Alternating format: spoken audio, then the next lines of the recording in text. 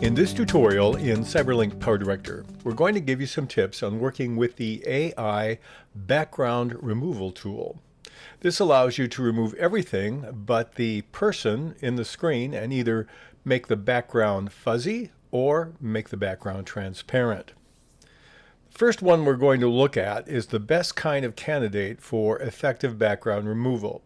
This gentleman here has a very clear outline around the outside of his body, and there's not a lot of motion. So I'm going to click on the clip, which happens to be on track 2, and click on Edit. And from the Edit menu, I want to be in Video and the Tools submenu. And then I have an option that gives me the AI Background Remover. I'll click on that. And now it gives me the options I have with my background remover. I have it says only human figures can be cut out. That's not quite true. We'll show you in a bit about that. So I have a transparent background or a blurred background. And I can change the degree of blur with the slider. Let's first of all do transparent. I'll click on the checkbox to activate it. And now immediately, because I have a background behind him, you see that it did a fairly decent job as I play this.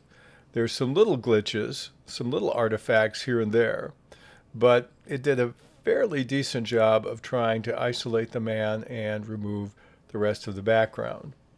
So this would be one of the best case scenarios. Let's try something else. Let's change it from a transparent background to a blurred background. And I'm going to take the blur. You notice that if there's anything on the tracks underneath it, you won't see them because the blur is not transparent. But let's blur out the background quite a bit and play this. Let me back up so we have some more time in the video. And we'll play it. And really, that's not too bad. I find that in most cases, if you want to simply blur the background, this does a very good frame-by-frame blur. Again, there are some artifacts that show, but it's not too bad, especially with a clearly defined subject. Let's try a different clip. Let's try this one of the couple here. They're frolicking on the edge of the water. And let's see how it does two people with motion. And we also have issues with her hair. So let me try blurred background first. And you see now we don't see the ocean clearly. We do have some issues with her hair, trying to figure that out, and a few other artifacts. But this isn't too bad as a result. Now let's try the other option for this one. Let's go to a transparent background. Now what I also did, I'll show you how I got the red here in a moment. We're going to click here and we'll play this.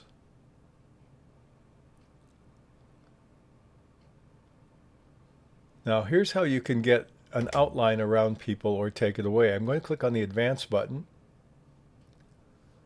And then I also, in the Advanced, I not only have the same controls I had before under Background Remover, I actually added a border. Let's turn the border off so we can see better. Click on OK. And now let's see how it does with no border, just with the background.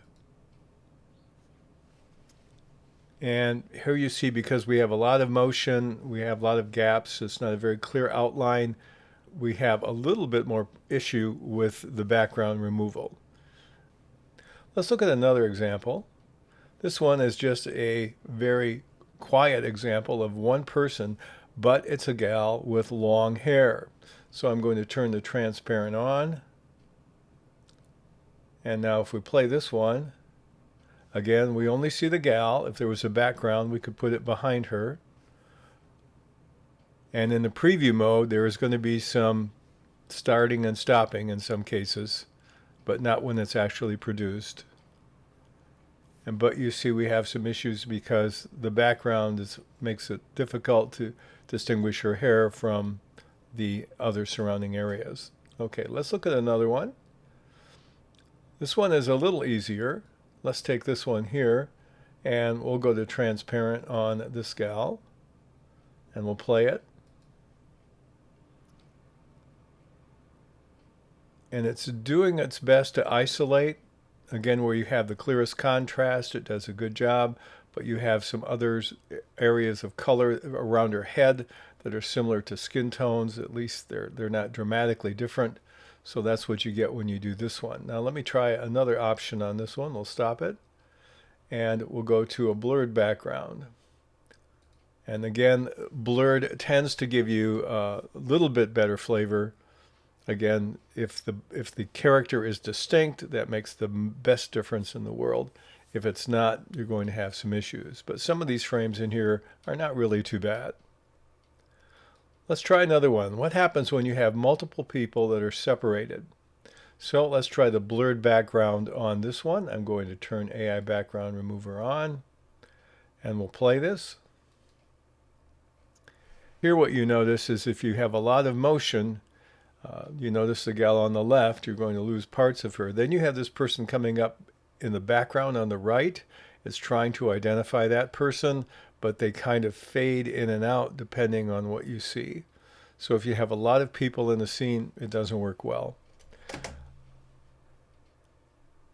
And if we take the same thing and we go to transparent, you're going to see the differences even more. We'll play this for just a few frames. And here we have a lot of artifacts, a lot of issues. I wouldn't use it in this particular case. Now, it says you can only cut out human figures. Not exactly. Let's take the dog and apply it to this clip here. Now we'll play it.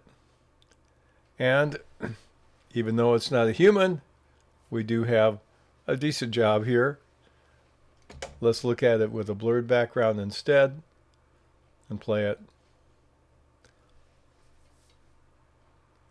And that's not too bad. You've got some fuzzy in the areas because of his fur, but it's not too bad. So it does apply to more than humans. So that's an overview of the AI background remover and some tips on best case scenarios to use it and places where you probably want to avoid it.